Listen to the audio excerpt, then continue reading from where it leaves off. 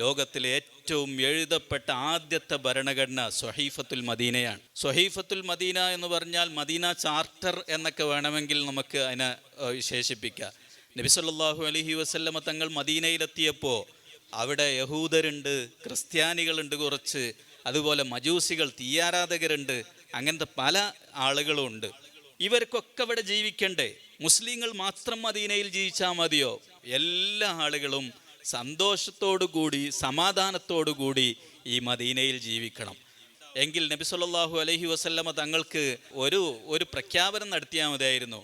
ഇനി ആരെയും ഉപദ്രവിക്കരുത്, ഞാനിവിടെ ഉണ്ടാവും, എൻ്റെ സമ്മതമല്ലാതെ ഇനി ആരും ഉപദ്രവിക്കരുത് എന്ന് പറഞ്ഞാൽ മതിയായിരുന്നു. നബി സല്ലല്ലാഹു അലൈഹി വസല്ലമ തങ്ങൾ അങ്ങനെയല്ല ചെയ്തത്.